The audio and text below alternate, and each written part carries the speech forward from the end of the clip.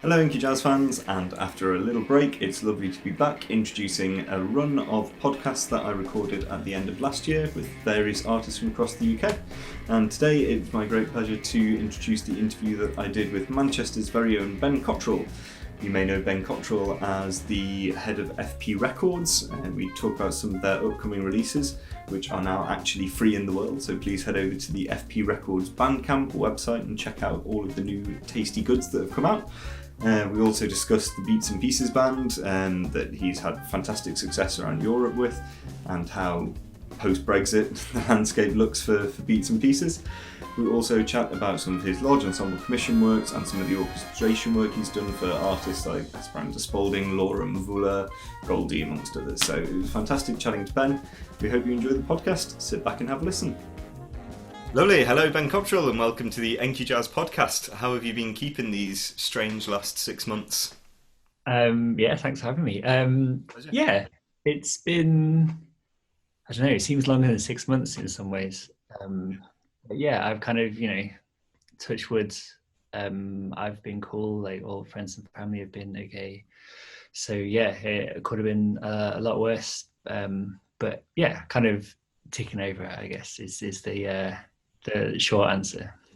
So, I mean, you've been studying on a master's, or just finishing up some study over in Switzerland. Was that obviously impacted by this coming in? Were you still in the middle of all of that, or was that winding up anyway? Kinda, yeah. I mean, it was pretty straightforward over in Switzerland, actually. It didn't, I mean, obviously I was kind of, experiencing things in the UK from a distance, but it seemed like it was a bit more kind of relaxed in Switzerland. And it was, I was in Bern, which is a really beautiful city. And so that was really nice, just being able to kind of, yeah, get outside and go for a walk and stuff like that. And, not be kind of, I think if I was locked down in my place in Manchester, um, yeah, just it would have been less easy to access that kind of open space, I guess. Yeah. But yeah, it was really nice being there. Well, not nice, you know what I mean, but comparatively, it was a nice place to be. Yeah. Yeah, great. And so that's all finished up now. So you're back in Manchester for the foreseeable. Is that the plan? Yeah. Yeah. So I came back to Manchester in in August. And yeah, it's kind of nice to be back and seeing people again, like in real life. Obviously, kind of Yeah, still few meters away, but still, it's kind of over there it's somewhere. exactly. But it's kind of better than Zoom. Although in this case, Zoom is great. It's better than this rubbish.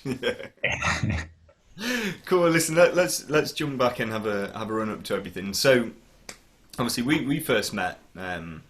What would that be? 12, 13 years ago now, something horrible like that. Because we were both studying classical saxophone at the RNCM, and so my first question. The junior school. Did you? I'm sure you were there.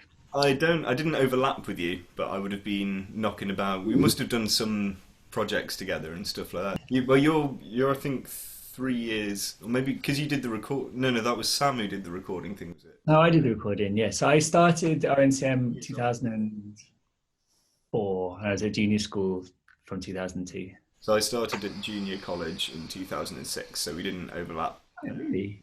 Yeah. Okay. I just always Yeah. look. I look way older than I am. So, Well, I'm not sure I remembered you being at junior school when I was there, yeah, but maybe like you just knocking around on a Saturday. Anyway. yeah, yeah. But Yeah. it's been a long time anyway. It's been, I suppose then that's technically half of my life that I've known you, so it goes back. But my first question to you is, why did you study classical saxophone? Good question. And obviously Um, that's coming from a position of someone who's also done it, so it's not quite as yeah. facetious as it has. Well, um, I originally started off playing piano, um, studying again classical, but my piano teacher was kind of quite open um, to me kind of going off on a tangent and stuff, which I kind of used to an advantage. If I hadn't practiced, I'd just like say, "Oh yeah, look, I've written this tune," And instead of like slapping me on the wrist for not practicing, she'd actually kind of encourage that, which is quite cool. Right. But anyway, that's not answering the question.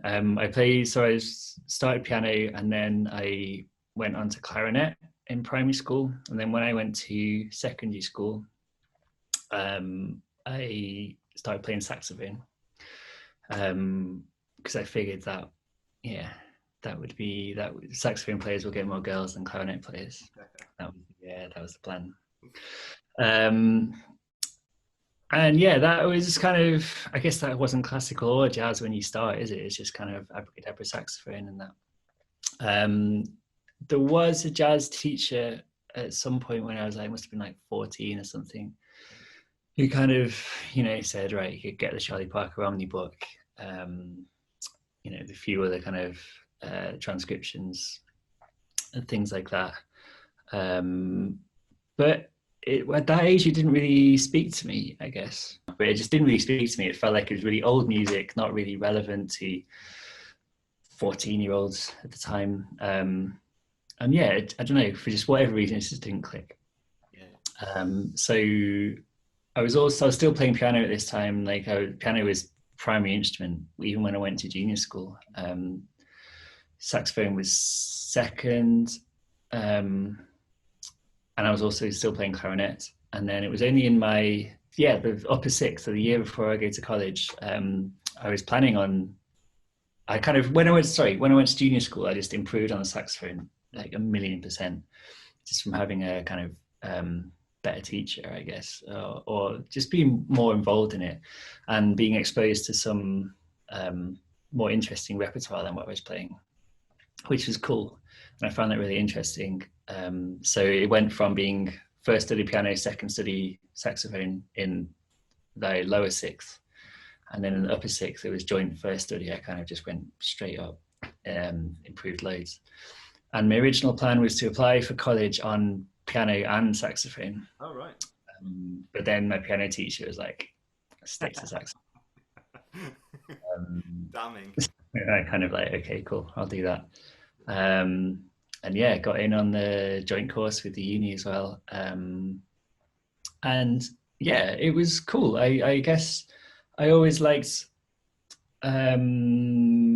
finding interesting repertoire, like I was saying before. So I was never really into, playing the flute transcriptions and really classical stuff. Yeah.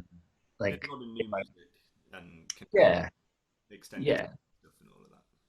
Exactly. Like in my final recital, I did like a piece for solo bass saxophone where, the first few minutes didn't have a mouthpiece on. It was all kind of, tongue rounds and things like that. And it's working on some pieces with electronics and kind of max MSP and things like that. So yeah, I think the course at the RNCM, the saxophone course, is pretty cool for that kind of openness. And I think you can kind of see that by what happens to the people that come out of it. I've come out of it and barely touch a saxophone anymore. Kind of, people like you. The advert for the department. Oh, yeah, maybe. Yeah. Never touched it again. Study 5 years and then put it under the bed. No, and then there's people like you and plenty of others, just even in your year, that do things. Still playing the saxophone, obviously, but not just what you're looking at for 5 years, and just kind of, and there's countless other examples of that, Sam Andre as well, the stuff that he's doing now, which is amazing, but it wasn't what he was trained to do in that place. But yeah, I think it's that kind of openness, I guess, that is in there from day one, which is really cool, and spirit of experimentation and exploration as well, which I like. Yeah, for sure. And so through that period, though, you obviously started finding your way and your interest in jazz in some aspects, because you set up probably the thing that maybe the people watching would know you best for would be through running Beats and Pieces, the big band, and you set that up, I think, fairly early on through your time in college, or at least midway through, but it wasn't like right at the end, was it? No, so I started 2004, and the uni portion of that finished 2007. And then I took a year out before finishing the final year at college. And it was around in that time really that I kind of started writing, in that year out time that I started writing out for the band. So like 2007, we did the first rehearsal January 2008, which I guess is like the official birthday. Um, and yeah, I don't know. I've been playing a lot in the big bands at college and at the uni. Um, and maybe a little bit similar to what I was saying before about jazz really not speaking to me at that age. Like I really enjoy playing in the big bands, but a lot of the repertoire was kind of still pretty traditional. And obviously it's cool music, but I just felt like the few times that we did contemporary stuff, that was what engaged me more. And also at the time, I was going to a lot of gigs in Manchester, like, you know, kind of gigs, rock and pop and indie gigs at the Academy, and the Ritz and lots of other places that have all closed down now that I can't remember the names of, but were cool. And yeah, that kind of fed into wanting to do something as well, but still wanting to base it around the saxophone somehow. And then I came across Acoustic Ladyland, which was kind of a bit of a kind of light bulb moment, if you like, because Pete was doing stuff that was, you know, similar to the kind of rock punk indie bands that I was watching, but instead of someone singing at the front, there was a saxophone at the front, you know, and they'd be doing things just a bit more sophisticated as well. Like sometimes they play in 5 or in 7, you know, and they might have more than 3 chords sometimes, and ninth, and you know, I was like, okay, cool, but it still had that energy, and it wasn't just being sophisticated for sophisticated's sake. So yeah, so that was, I thought there was something in that I could do, and in big bands as well. I thought, like, at the time I wasn't aware of any other big bands that were kind of doing or large ensembles that were doing kind of more intense things along that Acoustic Ladyland vibe. And so I thought that could be kind of an opportunity there.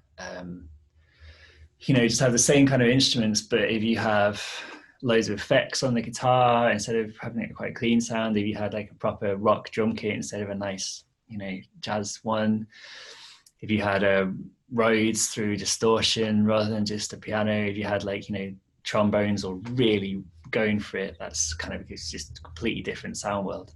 And that was the kind of idea and inspiration, I guess, for Beats and Pieces. So yeah, so I wrote a couple of tunes and cherry picked people from the RNCM and the uni big bands that I figured might gel together. A lot of them hadn't played together before, actually, so that was kind of quite nice to act as that kind of introduction. And yeah, got together, bashed through a couple of the 2 first compositions. We took like a demo recording, sent it off to the Manchester Jazz Festival. We got offered, well, Sam Andre promoted a gig like the opening night of the festival that year, programmed us as the opening act. It was with us and Chris Illingworth Trio, who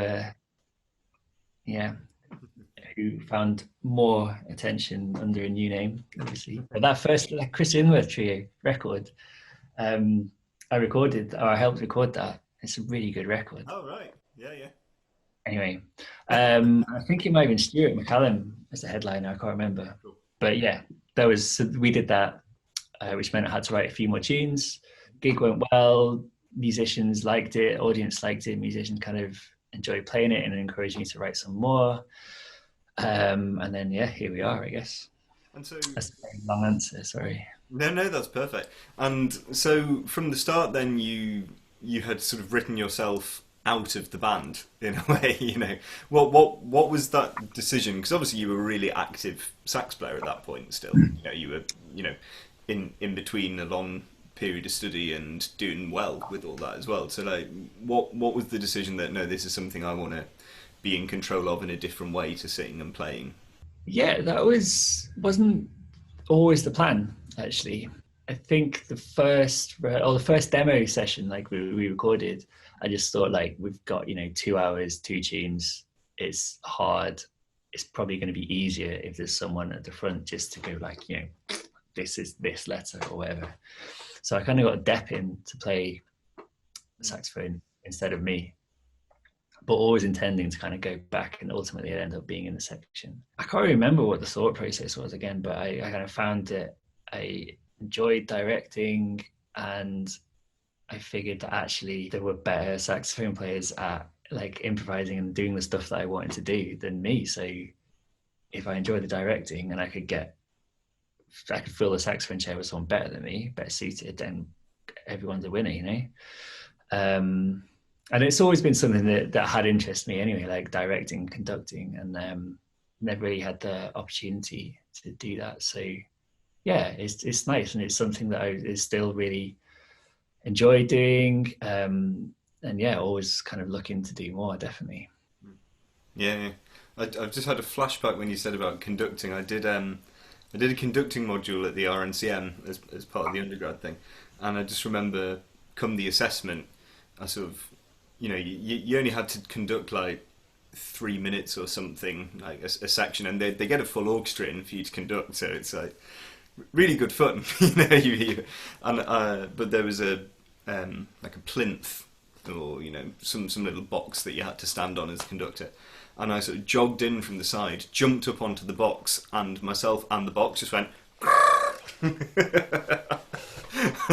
I managed to not keel over, but I sort of had to do a bit of surfing and wobbling to stay upright, and all of It's my kind of hard to regain authority after something yeah, like well, that. exactly. Yeah, all pretense of formality and authority were out the window.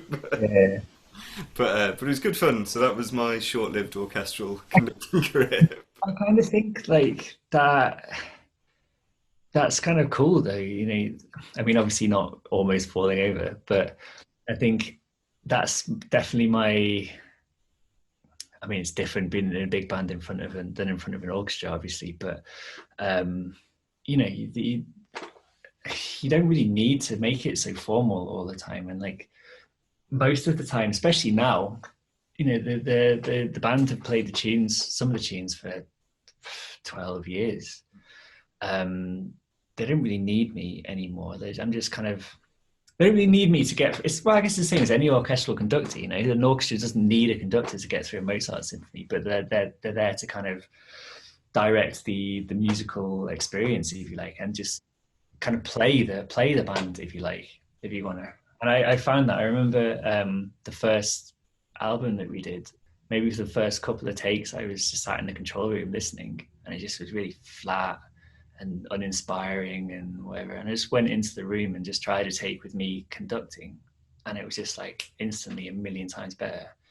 Yeah. And that kind of made me realize actually that people do pay attention to what I'm doing, and you can have an influence even if they don't really need you there.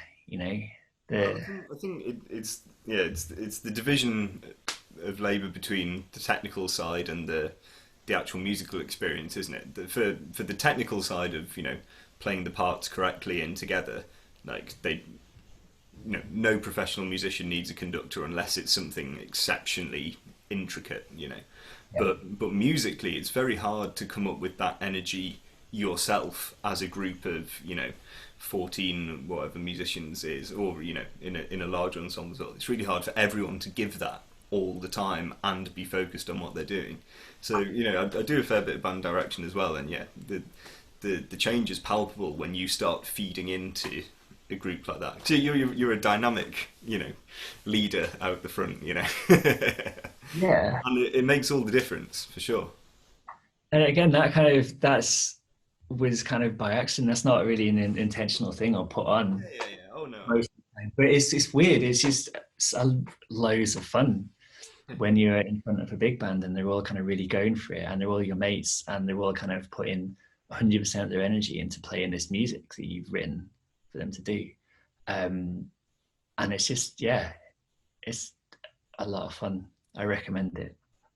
Great. Well, look, it feels like a good time to sit and have a listen to the band. So the first tune you've picked out for us is Jazz Walk, and this one has a little bit of history behind it. So it'd be nice if you could fill us in on the dawnings of this, please. Yeah. So both of the tracks we're going to listen to, they're recorded at our like 10th anniversary concert, which is in the same space at the RNCM that we did the first rehearsal in, like 10 years to the day as well, which is quite cool.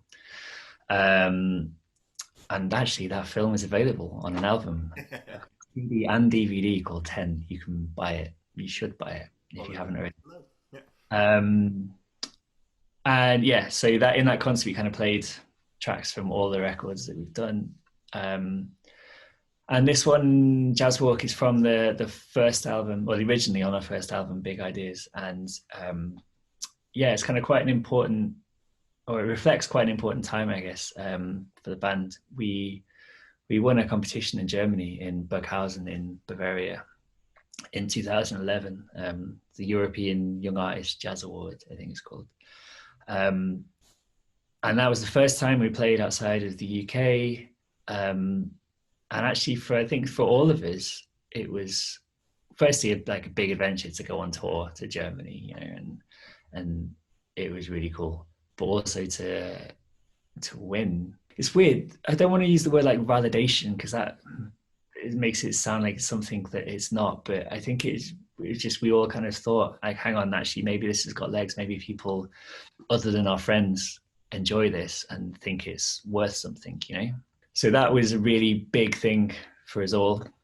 And equally, well, still big, maybe less big, but very big, was the prize money that we got with it, which we used to record the first album. And yeah, I wrote this tune after we'd come back from Burghausen, and called it Jazz Walk, because down the middle of this street, down the middle of the town, sorry, there's a street which has kind of plaques in it with all the people who've been and played at the festival. And it's basically anyone you could ever possibly want to name, you know, Duke Ellington, Count Basie, Esperance Svensson. Part of that competition was you then got to open for Chick Corea in the evening. Is that right? Yeah. That's true, yeah. So there was like the competition was on like the Tuesday, I think, and then the festival opened on the Wednesday. And yeah, we opened for Chick Corea and Chick Corea and Gary Burton, I think, duo. Awesome. Wow. And it was really cool. And it's all filmed for like German TV and radio, and there's stuff on YouTube. You'll find it. We look very young. Well, this is the slightly less fresh-faced version from 10. This is Jazz Walk. Enjoy.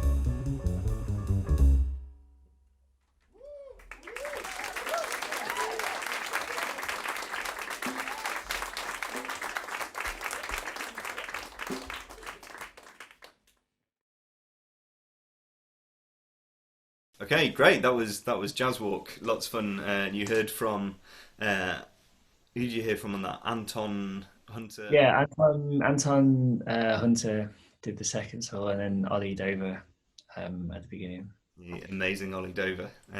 He's I absolutely love Ollie. He's such a unique sax player. Certainly around, well, I think in the UK, I don't know many other people who sound like Ollie. Yeah, it's really interesting actually. Like with Beats and Pieces, there's 14 of us, obviously including me, and there's been I think seven. I think it's seven um, on that recording of that we just listened to from that from 10 the album.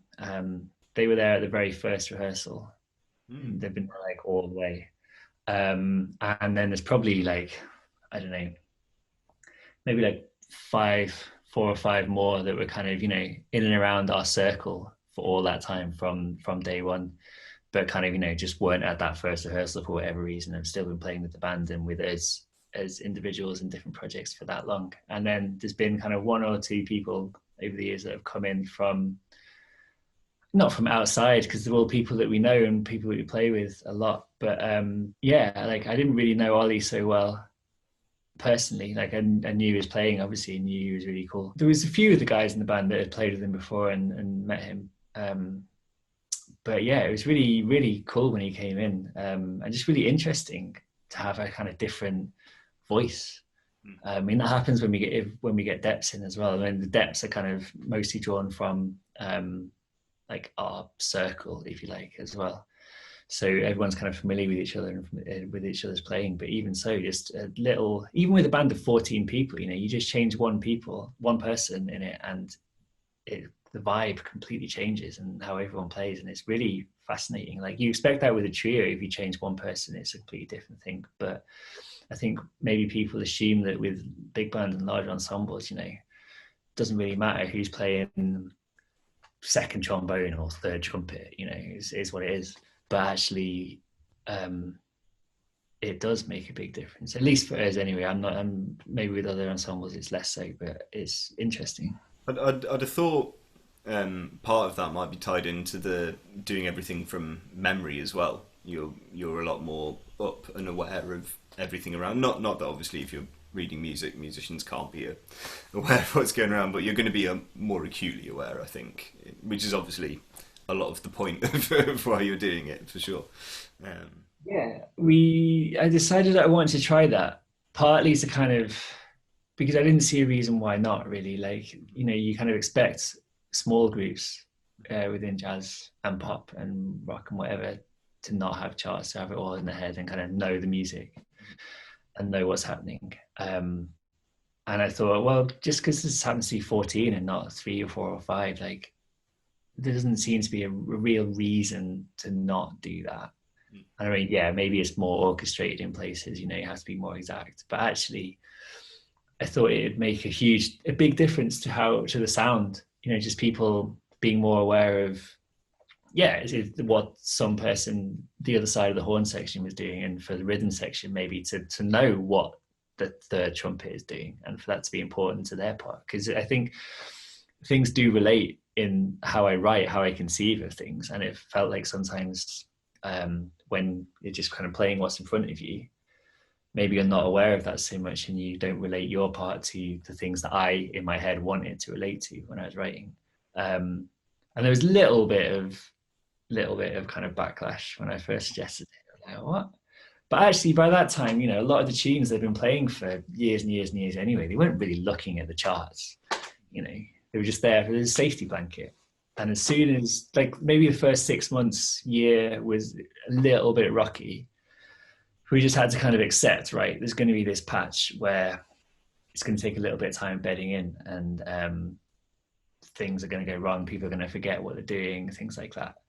But as you kind of wean off this safety blanket, just the level of kind of cohesion and understanding of the whole thing just shot right up. And yeah, it's been a really cool thing for us.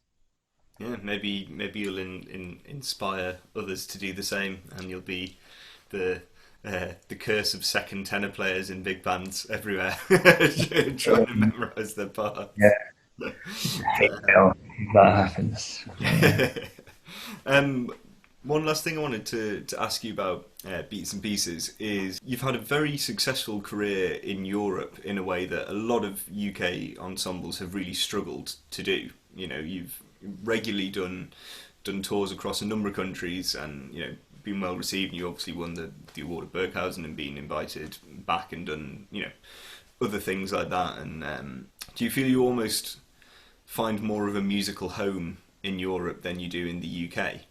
And I suppose maybe on the FP side of things, does that get borne out by the listens and the sales as well? Yeah, it's an interesting question. I think certainly for large ensembles, it just seems, and again, this is like my perspective from as an outsider, I guess. I don't want to speak for, I can't speak for people who are there or anything.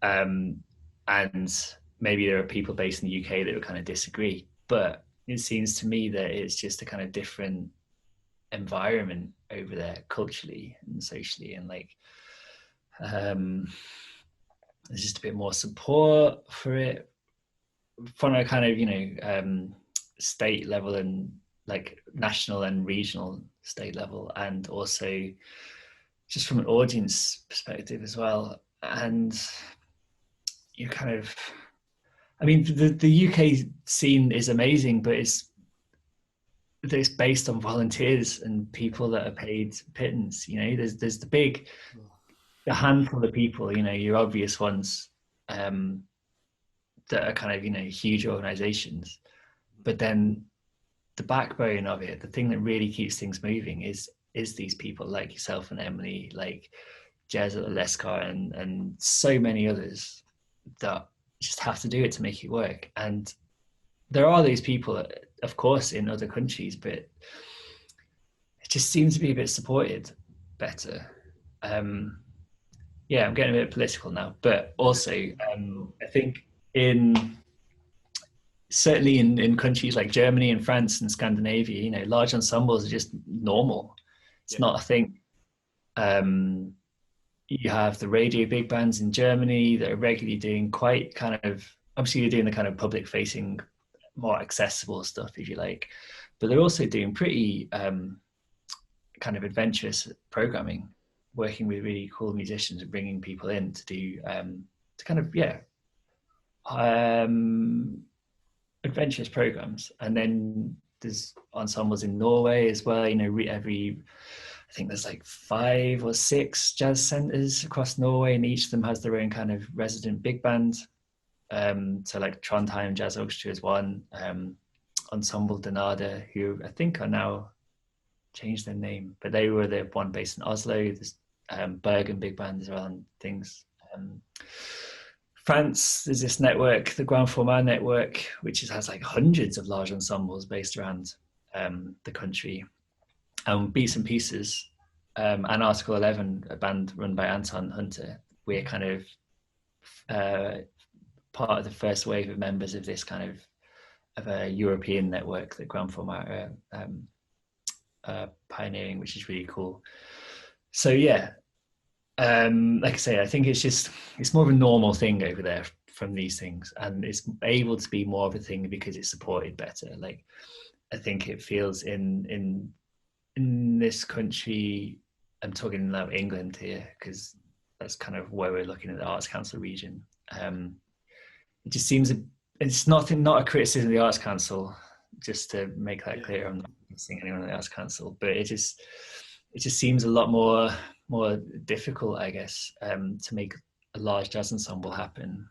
Yeah, and I mean, are you, without wanting to make you feel bleak in any way, what's the sort of impending crushing wave of Brexit feeling like in terms of trying to take 14 musicians? Should we not even, let's not even go there maybe. I mean, it's just, well, first of all, it's just really sad. I'm really sad. But that's nothing to do with taking big bands. Nobody knows. That's the thing. Like, it's just impossible to plan. And in a way, it's not useful. That's a really bad way of putting it, but it's kind of the fact that we're not able to even think about touring for the foreseeable future for kind of pandemic reasons, and maybe is a kind of good opportunity for that to happen, to kind of give a little bit of time for things to work out and for everyone to figure out what the hell's going on, including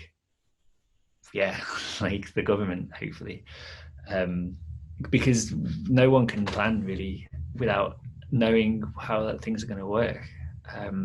But I think it's going to be a lot more difficult for us to do that in terms of from our side, and from the any promoter partners in Europe from their side as well, if it all kind of continues down the road that it seems to be going on. I know that a few of us have we're lucky enough to have EU passports, but the majority of the band don't. And just even moving gear around and merch around, it could potentially be a nightmare. It's going to be a nightmare for major artists. So when they've got huge support teams and lots of money to kind of get through all that admin faff, for kind of more grassroots people, I don't know. I really hope that it doesn't become impossible. Yeah. Well, maybe this bit of time off, as you're saying, enforced time out that people are having, is a good time to lobby and do the things that you hear that you should do, like write to your local MP and try and make voices heard, and in whatever way that you think of as being beneficial. Because I'm really confident that people will make it work. Like whatever kind of carnage regulations end up being in and being enforced, like it always happens that people make it work because they think it's important and they want to do it. Imagine it being made to work by having to lower musicians' fees because you're having to pay for extra tariffs and things along the way, and that's historically borne out that's one of the main things that is first to get axed, is the actual pay of artists. So let's hope that's not what happens.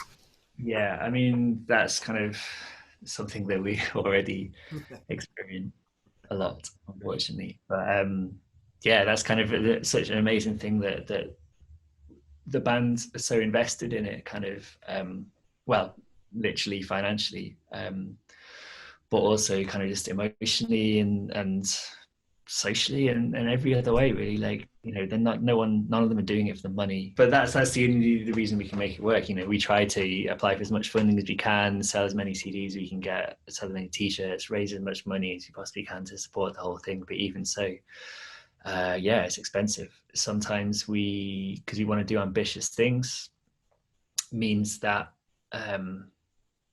you've kind of got to ask people, like, we've got the opportunity to do this, no one's going to get rich, do you want to do it? Are you up for it? And I'm really lucky that everyone's so far has been, that sounds great, I'm in. Because like I was saying earlier, not only have you made a really solid name for yourselves around Europe, but you've gone over to the States and performed at festivals and Canada as well. Am I right? You headed up. A couple of gigs in Canada, and then one in Rochester in New York State. That was really cool. I thought that's a perfect example of something that just wouldn't have been possible if kind of would have been paying proper rates. But hopefully we manage to sort things out properly, and at least Europe doesn't become a closed door. We'll try and be. But on the America thing, like I don't know. I might be kind of have been caught by fake news or something. So I haven't checked this or read up on this or anything. So forgive me if this is completely wrong. But I read somewhere that the visa fees for artists for the US were going up by quite a considerable amount, and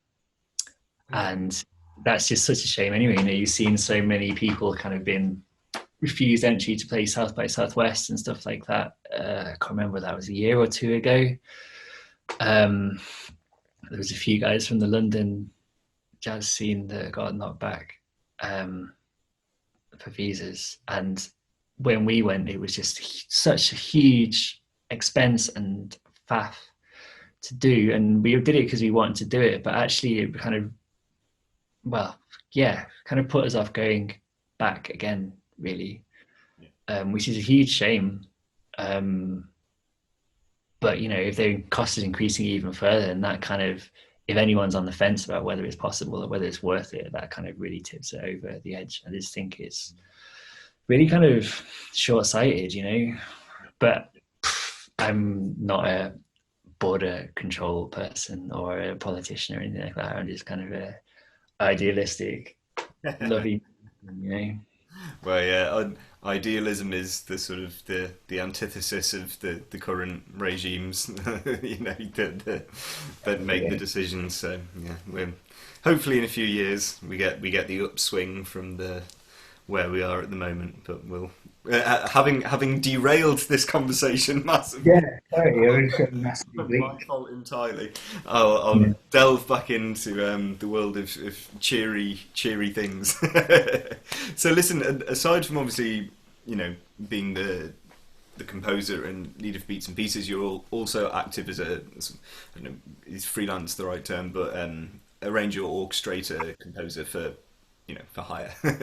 And so I wanted to ask you about a couple in particular that jump out. Are you've done some orchestration work for Esperanza Spalding and Laura Mvula, who I'm sure listeners, watchers will be familiar with. How did those opportunities come about, and what was that context? Because from what you were saying, it's there was a while ago now, and so Beats and Pieces maybe had started to make a bit of a name for itself, but how does that opportunity land? It's amazing.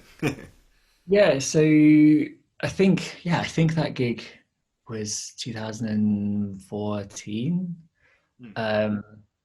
So yeah, like it looks good on my CV, orchestrations for Esperanza Spalding, but it was just one tune that I did for her. She was like guest appearing in a prom with Laura Mvula, who was kind of presenting re-orchestrations, I think, of I think that's probably how best to describe it, of her album and then she re-recorded it with like real orchestra instead of samples and things, with the Metropole Orchestra from the Netherlands, Jules Buckley. So it was through Jules that I got that gig. I'd done a few projects with him before that point, for Metropole and for the Heritage Orchestra, and for like other kind of freelance things he'd done with BBC Symphony and things like that. Mostly working with kind of pop artists. Well, actually, really diverse range of people. Before I started doing things for Jules, I'd worked on a couple of things for Everything in Manchester as well. And yeah, I think it came about just, well, certainly with Jules, I think it probably comes about the first time because he just needed something doing at really short notice, and I think it was probably kind of someone somewhere kind of passed on my number from the Beats and Pieces stuff, I guess. And then kind of from there. But that was really cool thing to do. Sometimes, because obviously you're working with the kind of original artist's material and their vision, if you like. So sometimes you have to kind of, I don't know how to describe it, like get into their head, if you like, and kind of figure out what they're doing. Like the brief for the Laura Mvula project, that was really great. It was, the gist of it was basically like, it's the same as the old record, but better, And I had that free reign to do things, which was amazing. So like for one of them, I kind of moved structural things around. For another one, I think I thinned out the orchestration quite a lot, which was ace, and she was kind of up for that. And then other things, it's pretty much just recreating the record, so it's just kind of transcribing, orchestrating. But yeah, it's a lot of fun, and like I said before, how much fun it is when you stood in front of a big band playing stuff that you've written. Like that's only 14, you know, when you kind of go to a prom and you've got what, an 80-piece orchestra and whatever. That's really cool. Yeah. Did you get to direct any of the rehearsals or anything, or did you just get to have a listen? No, unfortunately not. That would have been really cool. Like I was there for some of the rehearsals, and it's kind of cool, even just kind of sitting at the back, you know, and checking things out. But yeah, Jules was in charge. There was a few things like where, you know, I might go and just kind of whisper in his ear if there's something in the arrangement that I think has been lost or not come out or needs to come out a bit more or whatever. But yeah, he's in charge. And with those rehearsals, like it's a really different way of writing actually, because for projects like those, you know, you might have a 3-hour rehearsal for a 2-hour gig. And so you kind of have to bear that in mind when you're writing. You know, there isn't time to do anything complicated really. You've got to make it as clear and straightforward as possible. And with the parts as well, you know, anytime if someone has to ask a question, that's wasted time. So it was really, really useful going back to writing for beats and pieces where, you know, we do have a bit more time if someone wants to ask a question or explain things, but actually it's just better if I can make it clear in the first place. And just things like tidying up the parts as well, you know, the parts at the beginning were a complete mess, but now I really kind of spend a bit of time to make the parts clear and readable, and, you know, put in line breaks at sections, things, just little things that don't really think about. A lot of people don't think about. Musicians probably don't even realize it, but it just makes things so much easier to read. I think you really you appreciate that the first time you land in a playing situation where someone hasn't thought of all of those things, and then you really, really, really appreciate it after that. There's one band that I'm in, and you know the band leader, so you know, I don't want to shame anyone on this, but it's ridiculously complicated music rhythmically, and there's just no musical punctuation involved in the parts whatsoever, and it is practically impossible to get from start to. So I sat him down and told him that I was just rewriting his entire pad, because I just couldn't handle it anymore. And the rehearsal time went from like 3 rehearsals a gig to just being able to turn up and do a sound check and play. So yeah. Yeah. Well, especially when they're memorizing stuff now with beats and pieces, you know, if it's as easy and straightforward for them to read, then it takes less time to memorize. So you kind of, everyone's a winner really. It makes my life easier if I spend, you know, a few hours just tidying parts up and making them look pretty. Yeah. Also, I think they know, they think I know. What am I trying to say? It looks like I know what I'm doing. Yeah. And then the other bit of orchestration that I wanted to ask you about was presumably something else you did with through Jules. Maybe was you also did some orchestration for Goldie. That's a very, very different experience musically. I imagine. How did you find that? It was really, really cool. So that was it was another project with Jules with the Heritage Orchestra. They kind of did some reworkings of the Timeless album. I think it was a one-off gig originally, but they did it a few times after, and yeah, that was great. So their kind of heritage rhythm section are like genius, and they'd done their own kind of transcriptions of the rhythm section, so I just had to do the orchestration. But it was really great just watching the rehearsals for that in particular. Like they had 2 drummers.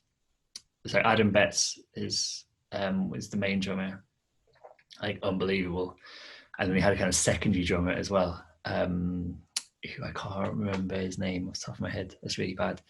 But the way it was really interesting how the parts kind of interweaved, because the guys, I think it was Matt Calvert who'd done the orchestrations, the rhythm section arrangements, but he'd really kind of transcribed everything in super detail. It wasn't just like one bar and then repeat signs, you know. He'd really gone into every kind of little change that was in the original recording that they reproduced for the gig, which was amazing. And so you could really see that interaction between the 2 parts. the two drum parts. I found that really interesting. My job really was kind of just translate all this electronic synthy sample type of stuff into orchestral instruments. Yeah, it was a lot of fun. It was kind of intense project. Goldie's a really nice guy actually. He was pretty chuffed. You could tell he was like really chuffed. I went to see one of the gigs at the festival hall, and he was like, just, well, the whole festival hall was kind of up raving anyway. But then you'd see him like down the front, just having a whale of a time. So yeah, that was cool. That was a lot of fun. That's the seal of approval. That's great. Yeah. So the last thing I wanted to talk to you about on the sort of writing side of things is the commission you did for the Manchester Jazz Festival back in 2016, which I was in the audience for. It was a great gig. So this was, I suppose, what would you describe it as, like a chamber string orchestra with double rhythm section and a couple of soloists, that sort of thing. I suppose it was primarily written for Graham South as a featured soloist. So one of my main questions, for those who won't know, Graham's one of the members of Beats and Pieces, and your musical relationship goes back a long way and all of that. But out of everyone who you do have a long-standing musical relationship with, why was Graham the person that came to mind as I'm going to build this whole thing around Graham South? Well, the original kind of idea for the whole thing, or one of the ideas, was the Stan Getz album Focus, which is him kind of improvising over string arrangements, and there's little, like on some tracks there's a bit of percussion and a celeste as well. I think there's one of the track in particular is based on a Bartok piece, music for strings and percussion and celeste. So that's kind of where that came from. There was a celeste in New Seeing as well.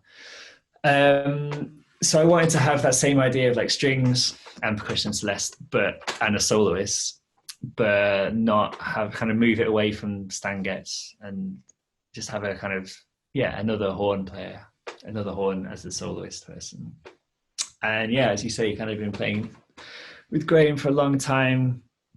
Really like his playing, his ideas, his improvising, his sound, everything.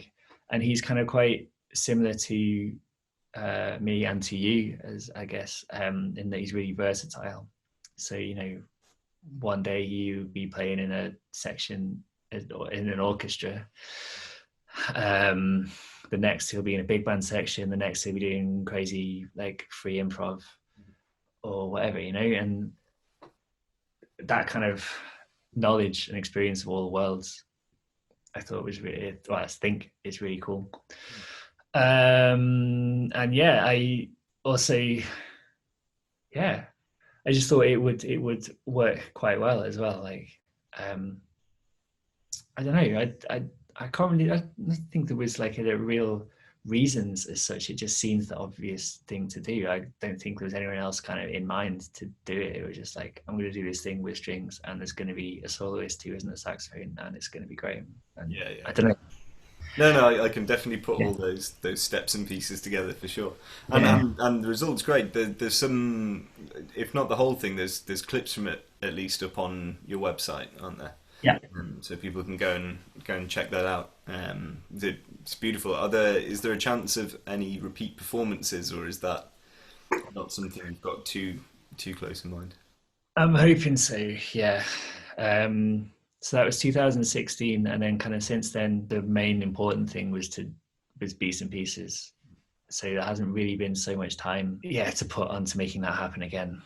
But it's definitely something that I do want to do again. And again, now maybe with this kind of enforced time off, that's might be an opportunity to get back in, kind of rework some of the arrangements, write some more stuff, and just explore the idea a bit more. Like, I think it's really cool, the commissioning thing, and it's really cool that certainly that Manchester is a festival that does a lot of that. But in a way, it's kind of also a shame that, the first time you play this music is like the first, this is the big gig, that's the thing. when actually, certainly with Beats and Pieces, a lot of the time, the first time we play a new tune in a gig, it's really bad, you know. I'm not saying the new thing was really bad. Like, it was great. I really enjoyed it. But it's certainly, looking back, there's things I would have done a lot differently. And if we did it again for the second or third or fourth or whatever gig, I'd change and refine, you know. Great. Well, fingers crossed. So I think now is a good time to play the second track that you've picked out for us, which is another one off the DVD 10.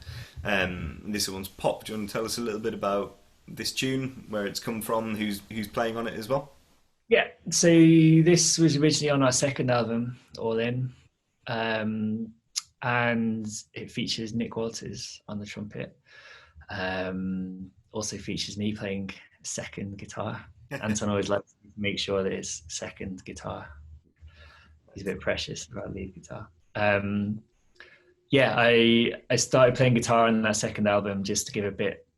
Well, partly because when I was a teenager, I taught myself to play guitar because that's what teenagers do, I guess, instead of revision and whatever. And I always wanted to play guitar in a band, and now I've got a band.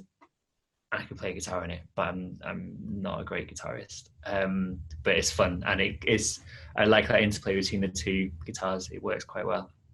What else to say? Small side note, sorry. You just reminded me of, I went to watch Pat Metheny's band playing at the Lowry a few years back. I don't know if you were at that gig or not. No, I wasn't, unfortunately. I think it was like Antonio Sanchez maybe on drums for that. Can't remember who was on bass and piano, but Chris Potter was on sax, and I think he played his bass clarinet, he played his tenor and soprano, he played flute and alto flute, I think. And then all of a sudden he came out with an acoustic guitar in Pat Metheny's band of all people, and sort of, just like, and he had the biggest grin on his face the whole time, and I'm sure he was just thinking, this is mad. But he just really grinned and strummed away while Pat did his thing next to it. It's one thing, like, being a rhythm guitarist to Anton, but if you're being a rhythm guitarist to Pat Metheny, I mean, in the nicest possible way to Anton. It's like, I'm sure I could be doing something else here that's, more beneficial to the vibe than this. But anyway, sorry to interrupt you there. That's good. What else to say? So the idea for this, like Finn on the drums, he's just playing a snare like on every offbeat pretty much throughout the whole tune, and that was the original idea. Like, I kind of had been, those Michael Jackson, Quincy Jones productions, where you have this drum machine snare on every like offbeat. There's no fills throughout the whole tune at all. It's just there, constant, no variation. It's amazing, and I thought that'd be really cool to try and kind of get that in. The first rehearsal brought the idea, and it didn't have a tune. It didn't have a title at that point. And I think it was Graham, maybe, he just said, "Oh yeah, it just sounds like a pop tune," which I was like, yes, that's exactly what it would be. And so that's why it ended up being called Pop. Great. Well, enjoy Pop.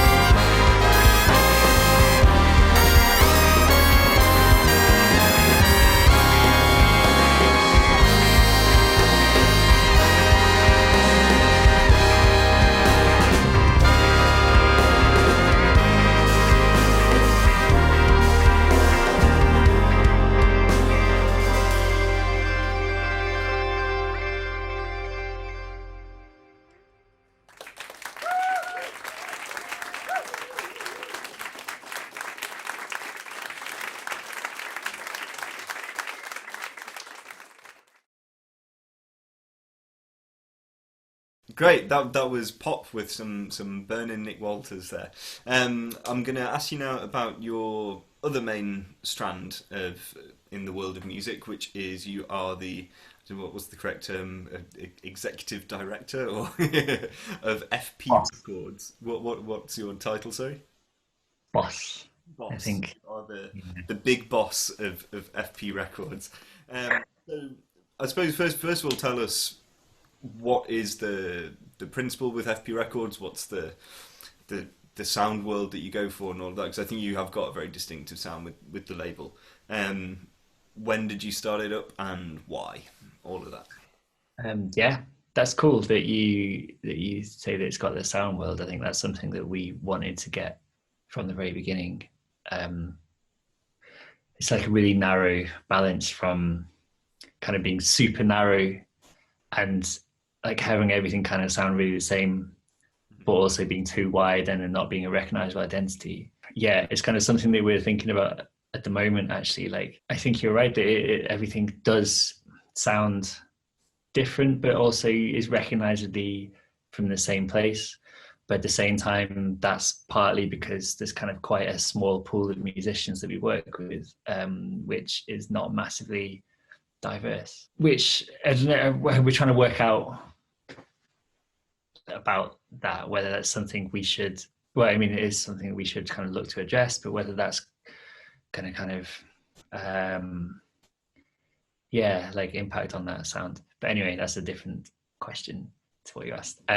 Yeah, so we started it in 2009. It was originally done by myself and Anton Hunter and Sam Andre.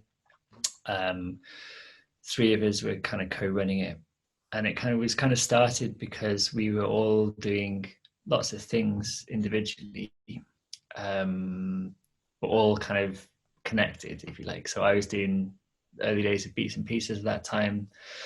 Sam was putting on gigs around Manchester.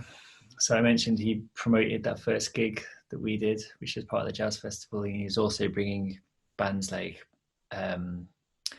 Lead Bib, Polar Bear, Acoustic Ladyland, Ingrid Laubach, people like that to Manchester to play because no one else was. Yeah. I guess maybe kind of similar reasons to you and Emily and with NQ. And Anton Hunter was also doing Noise Upstairs, his kind of free improv jam in Withington, and he was running a more jazz jam, I guess, over the road from people in Withington as well. And he was kind of involved in those kind of freer gigs, like Ingrid actually. Maybe Ingrid was one of Anton's gigs, not Sam's, but anyway. So we were all doing these things, and it kind of felt like it made sense to try and bring them under an umbrella, if you like, so that if someone came to one of our events or listened to something that we were doing and liked it, and then saw there was something else that the same people are doing, maybe it kind of makes sense that way. And at that time, I was working in the recording department at the RNCM. That was what I'd done in a year out, kind of worked full time there. And so it was kind of possible to get into the studios and do recordings, it wasn't like not allowed, but it wasn't, I don't know, grey area, should we say. I think it's outside the statutes and limitations now, so I think it's fine. And I was kind of interested in that recording thing and producing. Sam and Anton had a band, the Hunter Andre Quartet, and that was the first thing that we recorded for release, actually. And it was all kind of really, really DIY. Like I say, we just got into studios in the college at downtime, kind of mixed it ourselves, made all the CDs ourselves, burning CDs and laptops. We made all the CD covers ourselves as well. We just got huge sheets of cardboard, made a net of a CD sleeve, cut it out, glued it together. Sam made these like lino cut things. We did all those. And yeah, it was kind of really exciting time, I guess. And then, so that was the first one, the Hunter Andre Quartet. The second one was Beats and Pieces EP, we recorded and released in 2009, back into that. And then we kind of expanded from there, really. So not long after that, Sam went to study in Scandinavia and was kind of making loads of cool connections and playing a lot of really cool music with new people. So out of that, we released projects like Trio Riot, which was with a really cool Swiss drummer called David Meyer, and a saxophone player called Mette Rasmussen, who's like amazing. He was already amazing back then, really, and now she's gone on to like, she's kind of one of the leading saxophone players of that kind of in that kind of style in the world, I guess, which is great. So yeah, if you like Mette Rasmussen, you didn't know about Trio Riot, check that out. There's another band that Sam was in called Silence Blossoms, which is kind of hard to describe, really, but really, really beautiful record. That was kind of primarily based in Sweden, I think. I lose track of where Sam was. He moved around quite a lot. Yeah, so there's kind of a few bands like that, and then we worked with bands like Let's Spin, which is Moss Reed, Chris Williams, Ruth Goller, and Finley Panther. Again, that was kind of connections through Moss and through Finn. And they just released their third album earlier this year, actually. We did a fun podcast a few months ago on Enki Jazz with those guys, so go and check that one out if you want to find out more about all of Let's Spin. That was did you watch that? I meant to, and I never got around to it, actually. But yeah, they were supposed to be playing with you for you in May, right? Was it May? Yeah. So it's one of the only group ones. I think I've only done like 3 or 4 of these podcasts as like full bands, and it's always very anarchic. So that would have been entirely impractical with Beats and Pieces. Well, good luck trying to get 14 every one of them. Like, if you can, tell you what, if you could do that, you're doing better than me anyway. Just as you're going through some of the EfPi artists, I wondered if you could pick out maybe like a hidden gem album that people might not know about or have come across that's like that you feel needs a bit of time in the light. My one from EfPi Records that I only discovered this summer is Normal Gimbal, which is just so much fun. And so that's my EfPi hidden gem. Normal Gimbal is really cool. Yeah, that's like a vocal duo, Ruth Goller and Alice Grant. That's amazing. I think the Silence Blossoms record is a really good example of something that's kind of a little bit under the radar.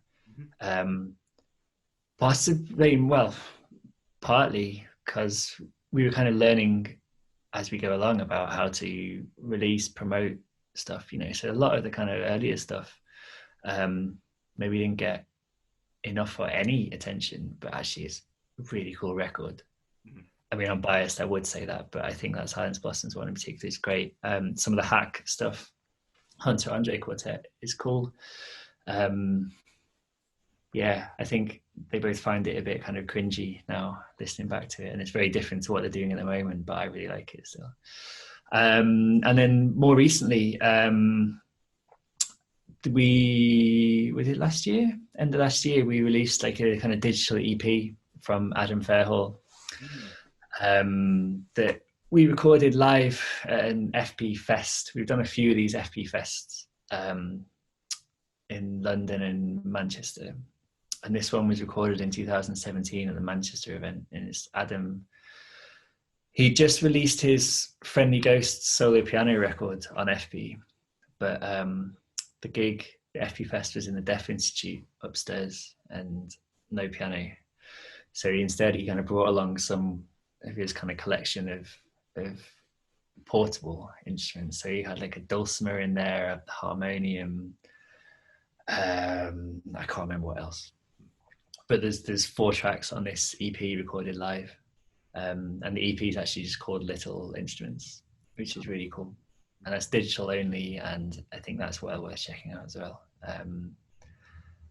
But yeah, I mean, like I say, I would say that, but I think everything is really cool on there. Johnny Hunter's quartet is a really great band. Yeah, you kind of see the progression on everything from on all of Johnny's records, which is great. Johnny takes us to a nice point, which is the stuff that's coming out imminently, or is sort of, by the time this goes out, you'll have a new album out on the label as well. So yeah, do you want to bring us up to date with current FP happenings? Sure, yeah. So as we record this, we're a couple of days away from release, but it'll be well out into the world by the time you're watching, I guess. And yeah, it's a new album from Graham South, who we were talking about before. It's his debut album as a leader, actually, even though he's been on a lot of recordings from Beats and Pieces, Johnny's Quartet, Article 11 as well, which is another cool record you should check out. Yeah, the quartet features it's Graham and Johnny on the drums, and Richard Jones on piano, and Seth Bennett on the bass. Yeah, it's a really, really nice record. Like I say, I would say that, but I think I generally is.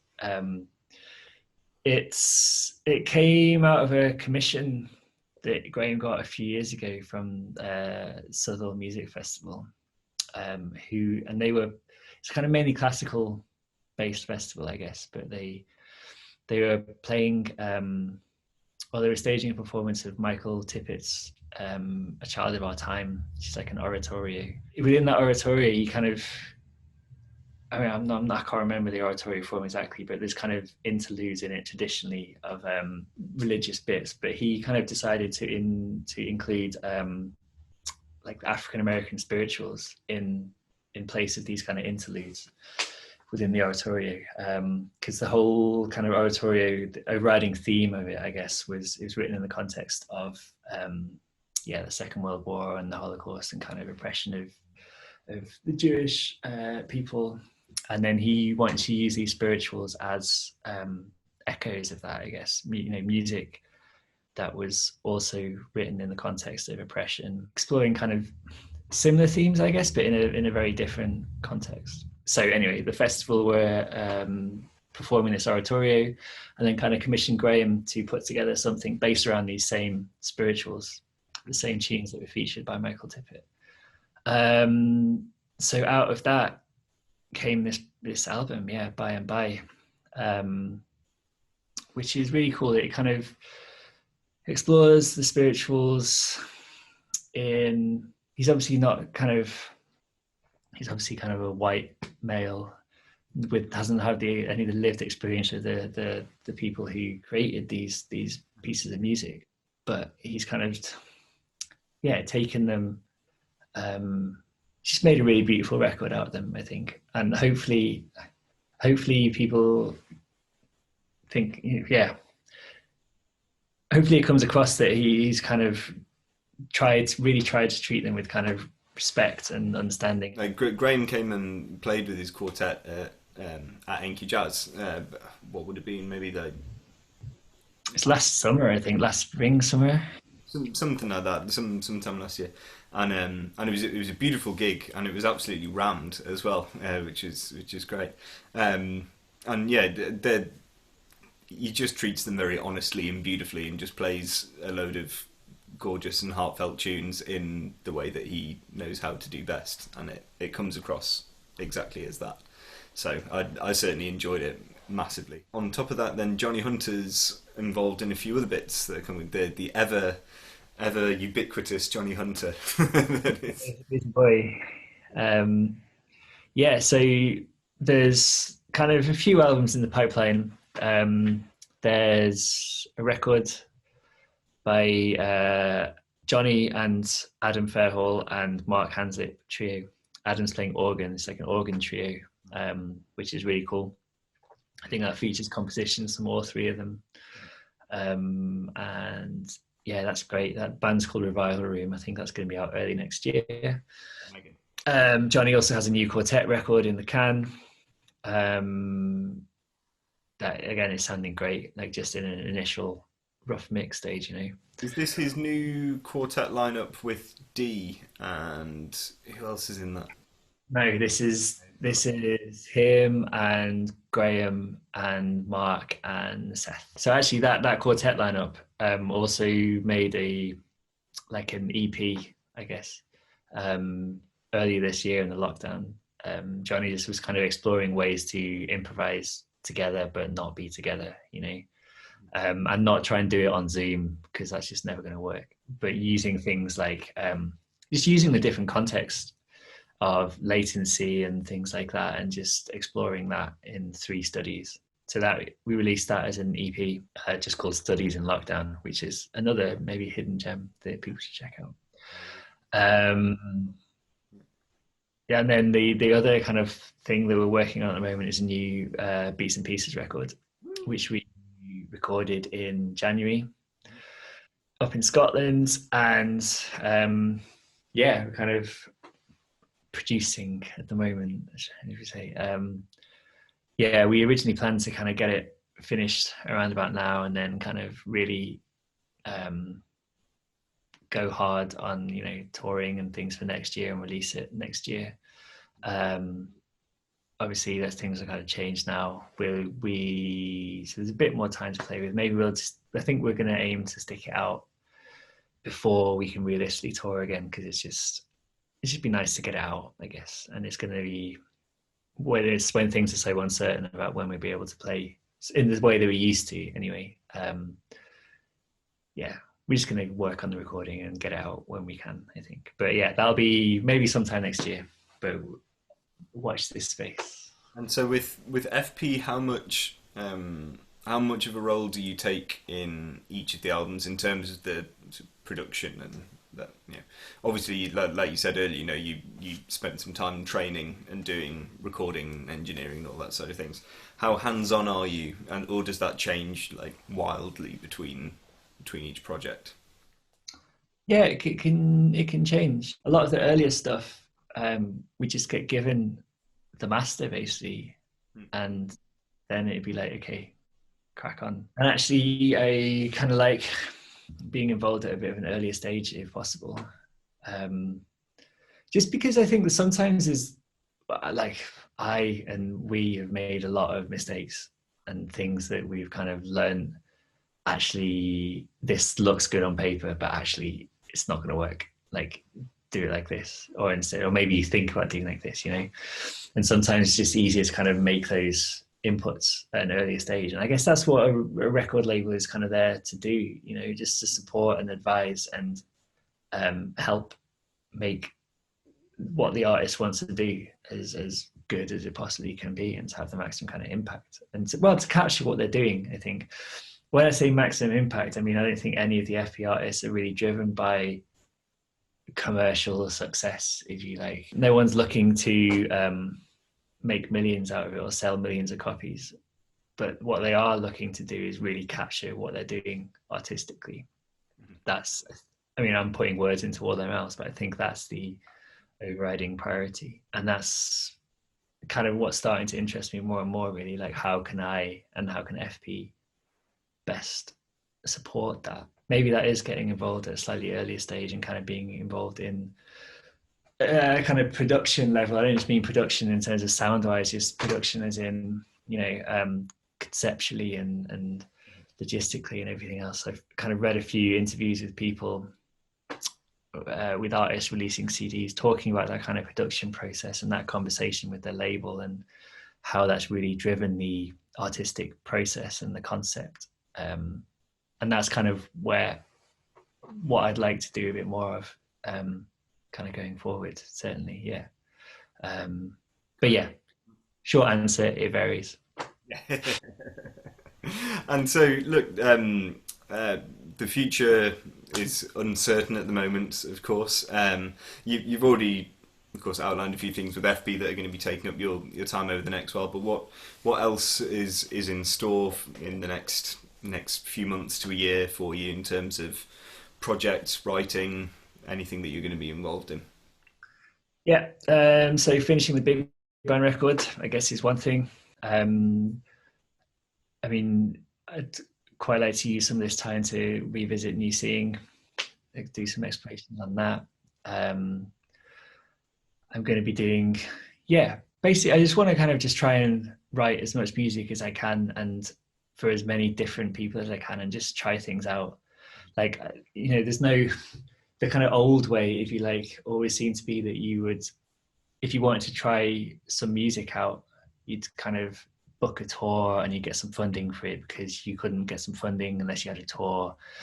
And so it'd be that kind of thing. And then you maybe have like one rehearsal before the tour, and then you manage to play the music. But you kind of have to do, there's only a limited number of times you can do it that way, because obviously there's only so many tour possibilities that are available. Most of the stuff that I've written has been for these large ensembles that are really difficult logistically to organize. And I just want to try and, I don't know, just write for some different things while we're not able to do those large ensembles, and just ask people if they want to play them. I think that's one of the things that I've kind of noticed more recently, actually, that people just like playing and playing with people and trying things out. And that's really great. And obviously the kind of, if we always, that still should be paid. I'm not saying that it's like, just that people should do that for free, or that I should do that for free or anything. But that's what I'm going to try and do, basically, just try and kind of find some opportunities to make that possible. To get bits of money, just experiment, I guess. That's great. Yeah. And if it all goes horribly wrong, then you'll never hear any of the music. And that will be fantastic. Yeah. Well, listen, Ben, thanks so much for taking the time out to join us. And we look forward to, first of all, hearing all the new EfPi releases, and Graham's album will be out by now when this comes out, so please go right now and check that out and buy your copy, and look forward to hearing, or potentially not hearing, the results of all of your sort of hiatus of experimentation when the time comes. So yeah, take care, and we'll see you again soon. Thanks a lot for having me. Yeah, see you soon. Bye. Hello again, Inky Jazz fans. Thanks so much for taking the time to tune in today, and of course, huge thanks to Ben for his time chatting to us. It was a real pleasure. Please head over to bencottrell.com, please head over to Beats and Pieces website, please head over to EfPi Records website, and check out all the fantastic music that Ben has helped put out in the world over the last few years. He has had a fantastic impact on the Manchester jazz scene, so please go and support everything he's been doing. While you're there, head over to patreon.com/NQJazz and check out all our back catalogue of concerts and podcasts and remote recordings and all the rest of it. We would love to have your support. It will allow us to keep doing what we're doing many years into the future. Thanks so much for taking the time to tune in, and we hope to see you again very soon for the next podcast. Take care. Bye-bye.